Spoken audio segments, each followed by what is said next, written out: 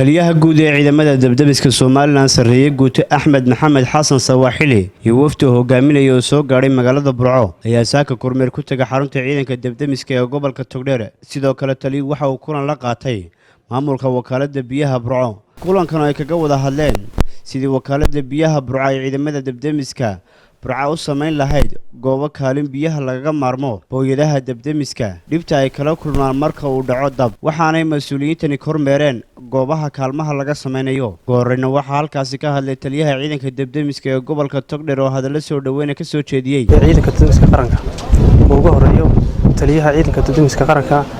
mudane Axmed Maxamed Xasan Sawaaxili iyo agaasimaha fulinta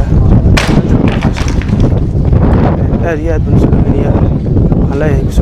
maareeyaha wakaalada biyaha Burco Cabdixakiin Maxamed Maxamuud halkaasi ka hadlay ayaa tilmaamay markasta inay garab taagan yihiin ciidamada dabdamiska waxaanu sheegay in isla qaateen in kaalmaha laga sameeyo goobaha muhiimka ee gobolka Togdheer wakaalada biyaha Burcona ay ku taageeri doonto wixii biyaha agaba iyo farsamo ah si looga maarmo ama looga baxo markay meel gubato ama kaalini ama dhulku gubto inta booyad la qaado ama waqti ay naga qaadanaysay in istaan beebka loogu soo xidho main beebka dhulka maraya ee magaalada waraabinayo turuuda loogu xidho marka dabdamiska toos loogu xidho qorshahaasoo inaga kaafiyi doono halkii waqti badan inaga lubi jiray inaynu ma taqaanaa dabka la baqtiyo ama la soo ordi jiray ama biyaha marba dib loo bixi jiray kaasoo aynu samayn doono in kaaga xilliyada ilaahay naguma keena dee wax dhacaan oo kale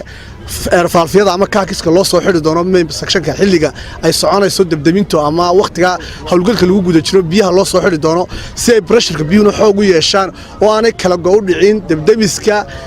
wiring systemka ilaa main beebka dhulka ku jira oo ay farsamayaqaaniinta wakaalada biyuhuna ay aad u xarakaysin doonaan ama ay si fiican uga hawlgali doonaan waana soo dhaweynaynaa dabdamiska waxaanu bulshada u sheegaynaa in hawsha laga shaqeeyo taliyaha guud ee ciidamada dabdamiska Soomaaliland iyo sidoo kale agaasimaha guud ee ciidanka dabdamiska Soomaaliland ayaa ka warramay kormeerkoodana ay ku yimaadeen Burco waa ka maareeyay ku-xigeenkii farsamadoodiiba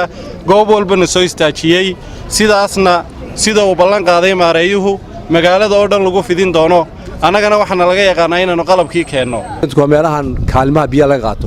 ma kaalintii gaarintu tago dusha laga shubay maaha waa kaalmo lagu sameynayo meelaha muhiimka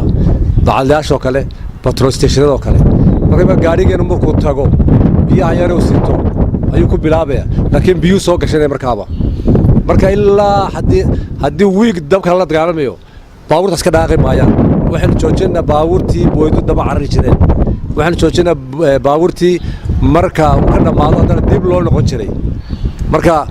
dad cadool dagaalmayna nagu nahay haddeen naano marka rasaasu naga dhammaato waan xeradii ku noqonaa biyaha soo baxsanno taasi dabdays maaha marka international standard adduunkay ku shaqeeyaan ayaynu Burco ku bilaabaynaa sababta aynu ku bilaabaynaa waxa weeyaan Burco meel oo biyo leedahay